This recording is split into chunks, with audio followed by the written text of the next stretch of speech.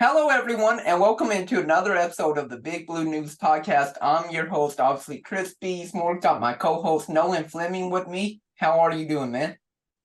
Good. Refreshed.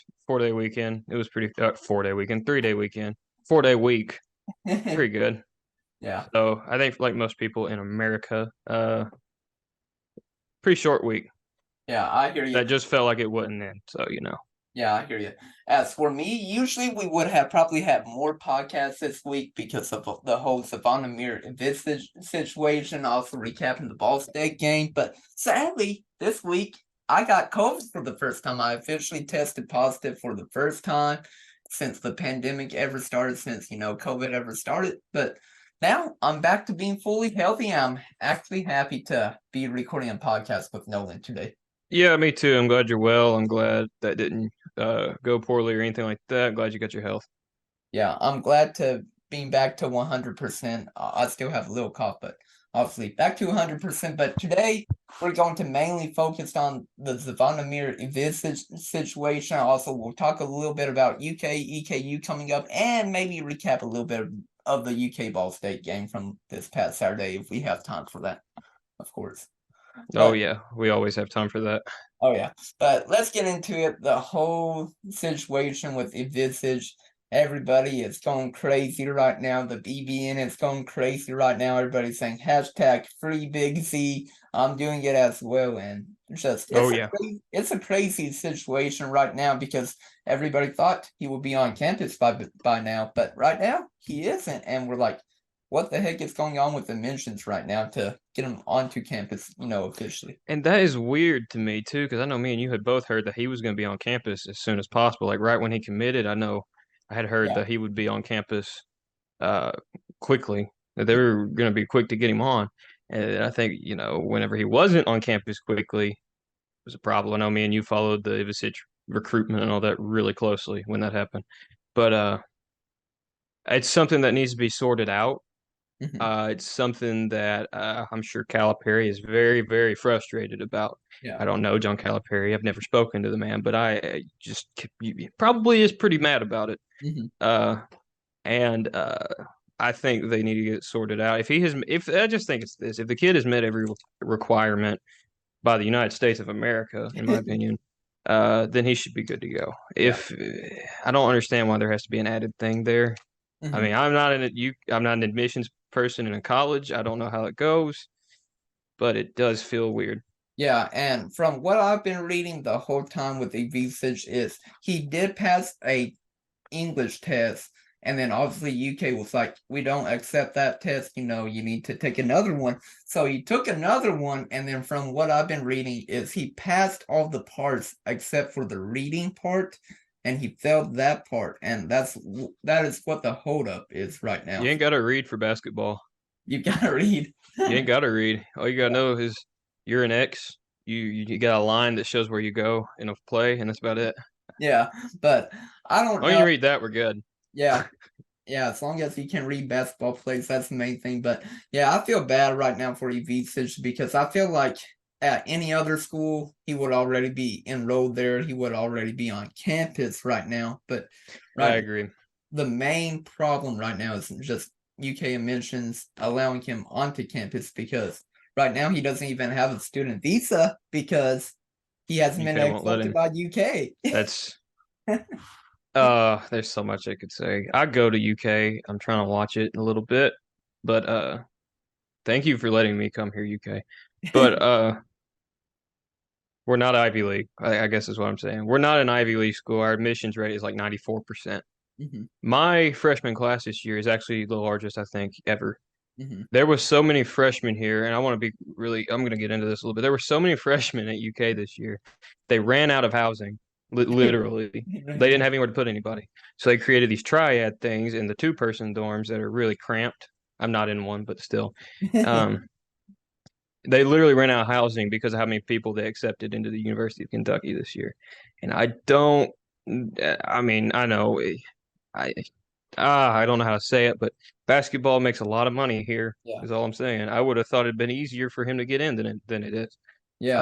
I'm not saying it's like sketchy or anything. That's not what I mean. I'm just saying, I think they would put some consideration into it. And John Calipari does kind of have a big.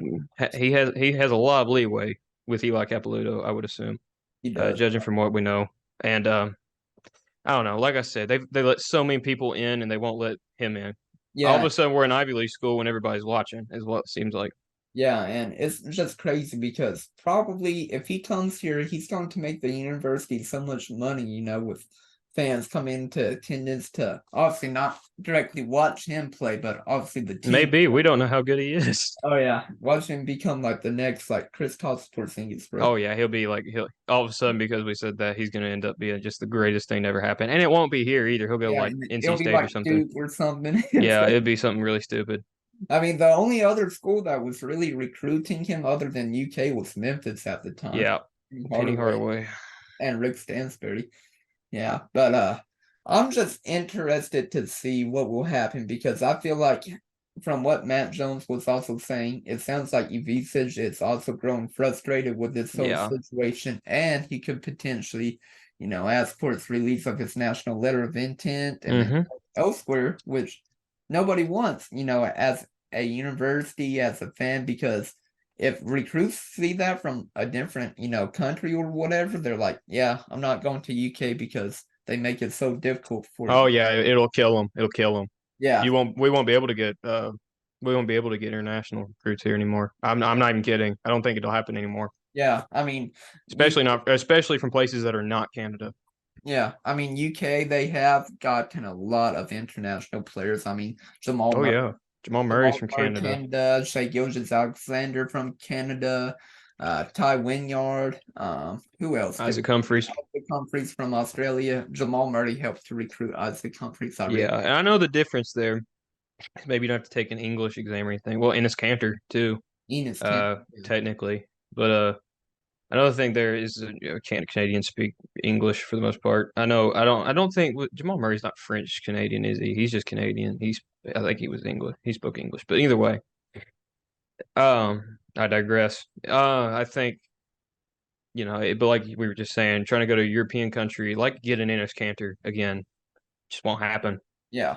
This is it can be very damaging if he's not able to be here. Yeah. If he does, I think it's all water under the bridge. To be honest, people forget about it quickly.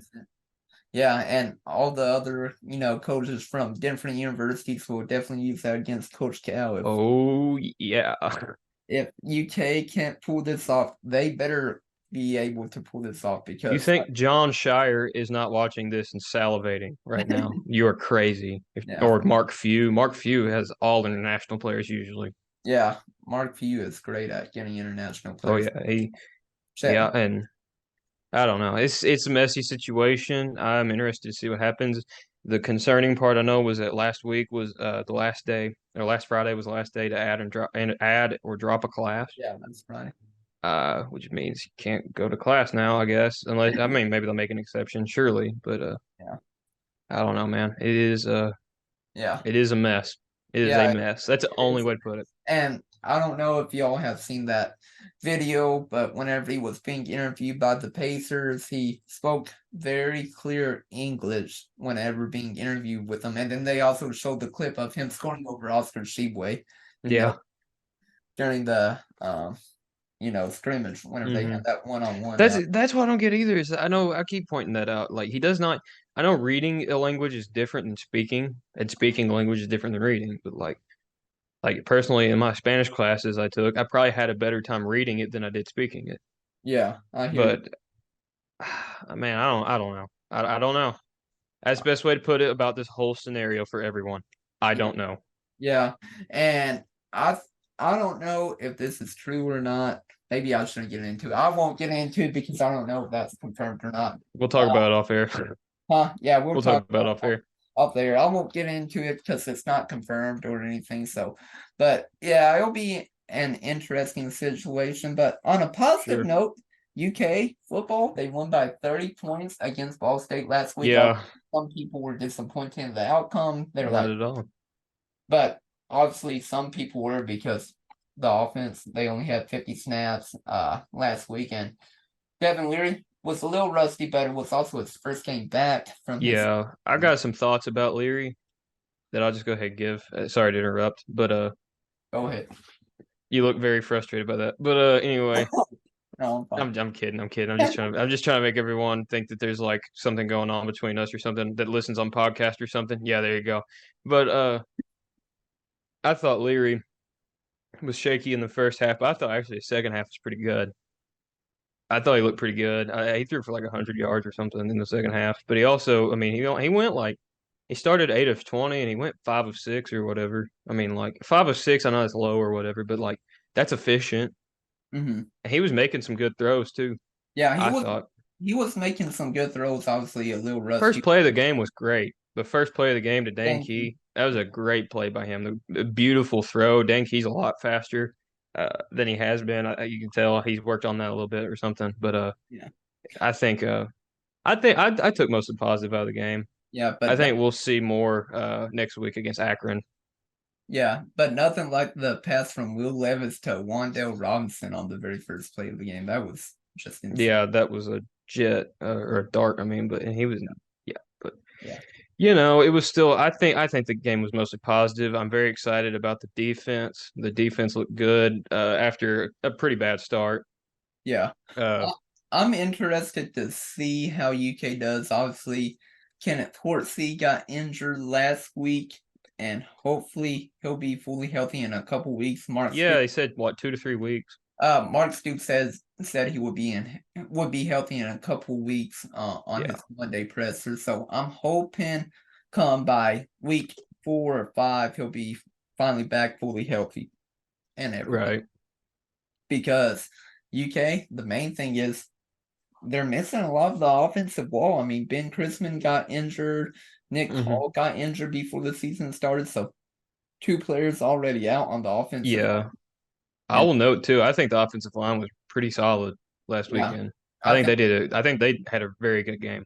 I think so too. And then obviously now you bring in the West Virginia transfer to replace Kenneth Horsey right now. So hmm he played pretty well though in his first I game thought he did. at UK as well. I thought the offensive line was good, and I think they did, Ray Davis was Yeah. really good. I really enjoyed watching him play. He is a, I mean, I know we talked about the season. Oh, he might not be as good as Rodriguez or anything, but he is explosive in his own way.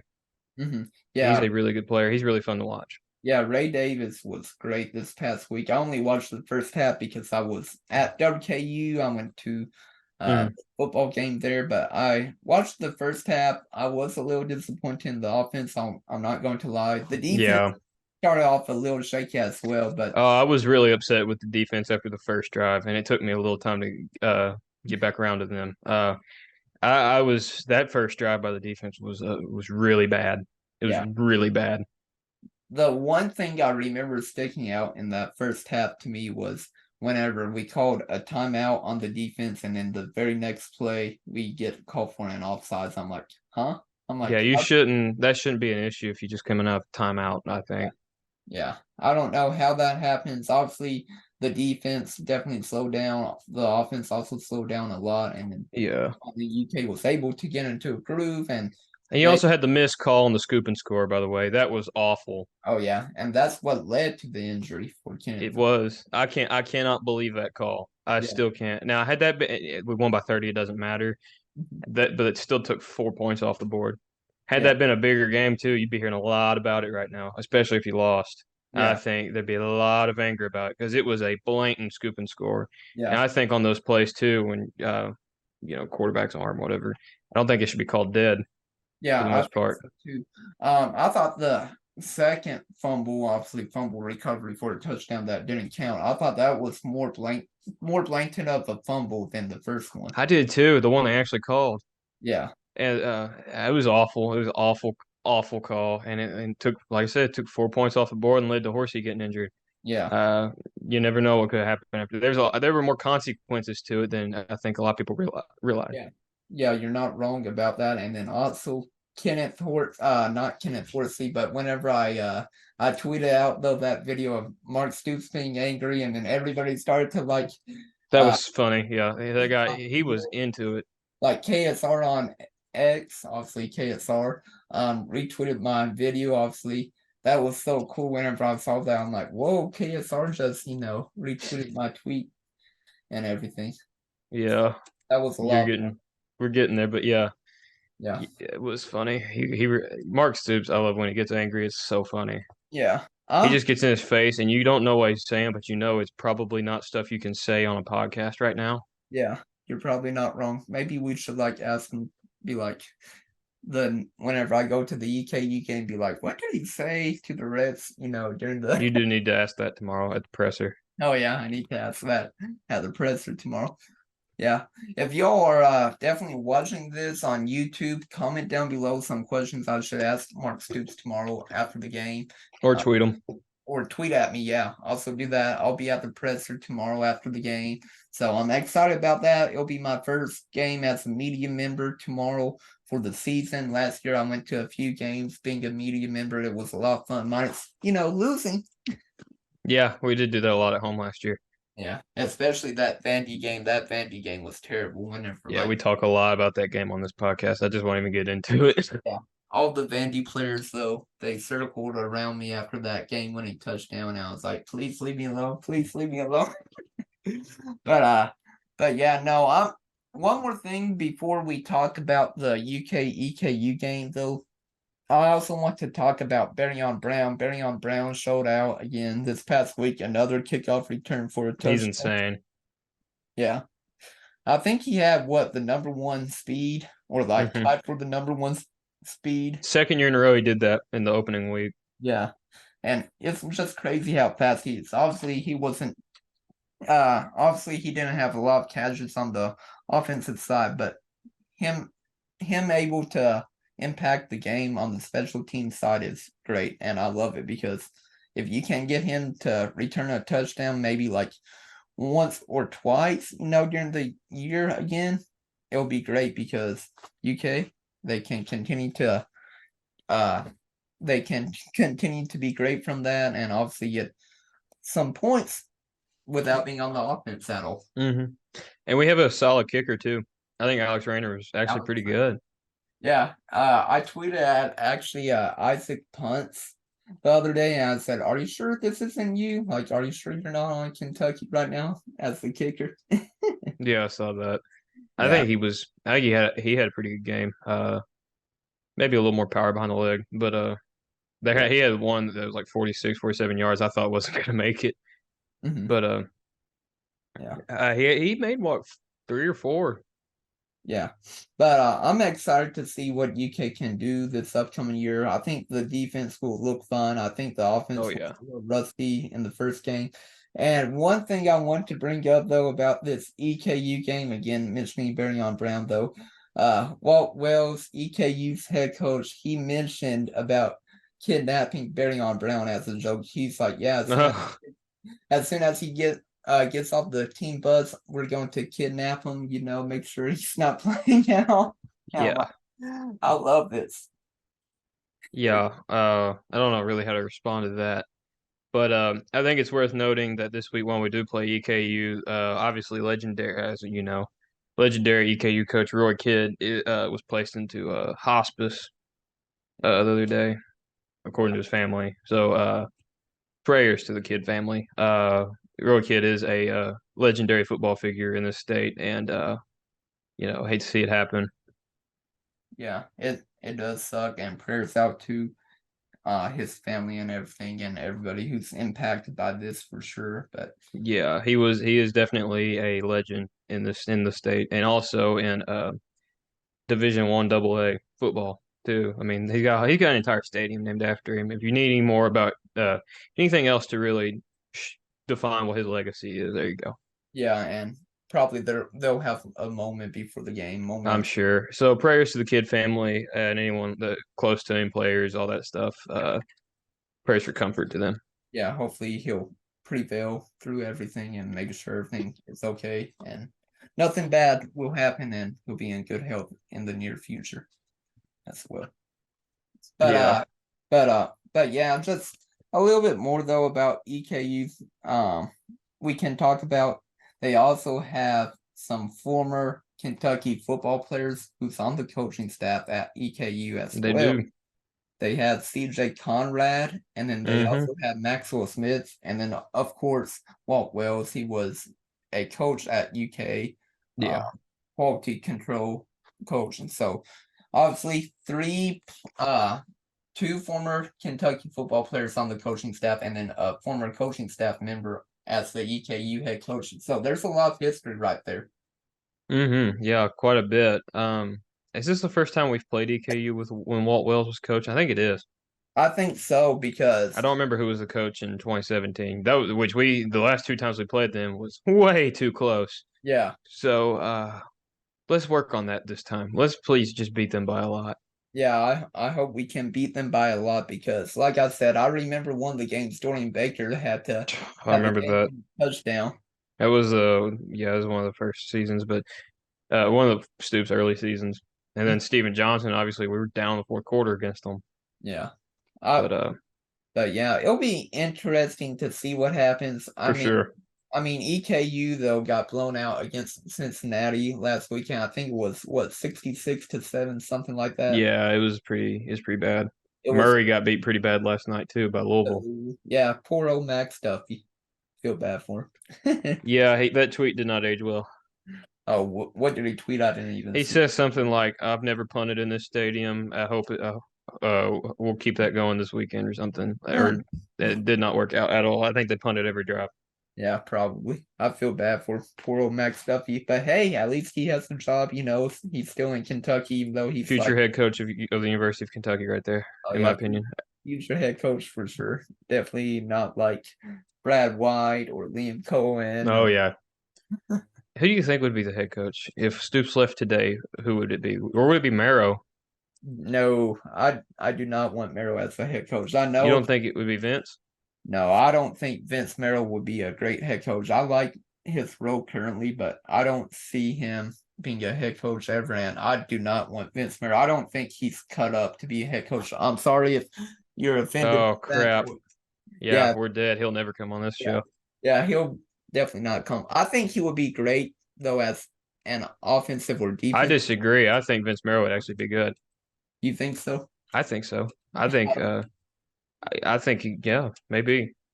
I think, in my opinion, if someone were supposed to take over for Coach Stoops, I would probably have to say give me John Summerall because he actually has had some coaching experience this past year. I mean, whenever he went to Troy and Troy, that is true. It could be him or it could be Liam Cohen.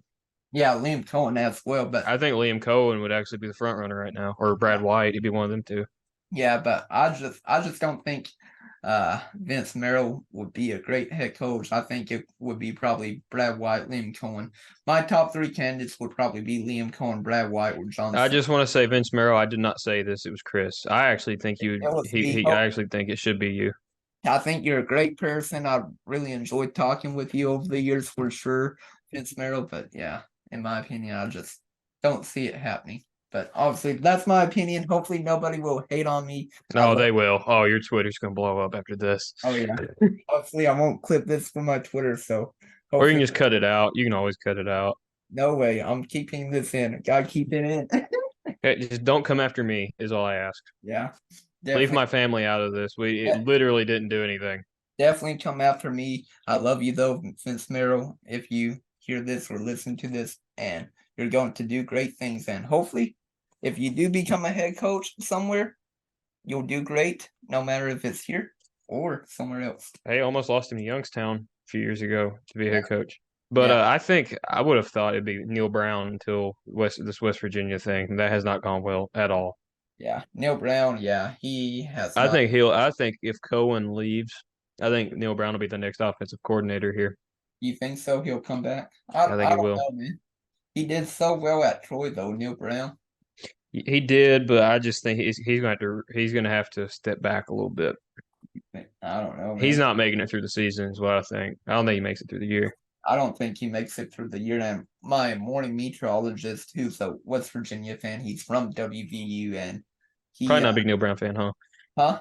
Probably not a very big Neil Brown fan. Not right now, but before the season, he was all gun blazing and everything, saying he's going to lead WVU to 12-0 this year. If Going there was a year where Neil Brown could have really proved himself and done something really good at West Virginia, it was last year. yeah, I agree. But they really dropped the ball. with that JT Daniels. But JT Daniels just is the epitome of journeyman.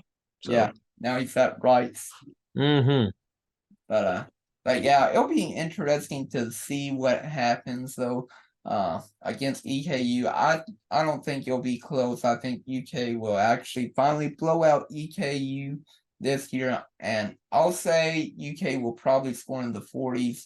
I predicted last week. I think I said I forgot what I said last week. I think 37-13 or something. I said Yeah, it was something like that. It was close. yeah, only if UK didn't score like a touchdown. What did I say? Do you remember what I said? I don't even remember, bro. But I might have said like 38-17 or something like that. But let's say this week, I will say UK will win by. I'll go with 41 to. I'll go 41-13 UK. I'm gonna take 45-10. 45-10. Yeah, 45-10. That's what I think that's probably about right. Could be more if we get the air attack going.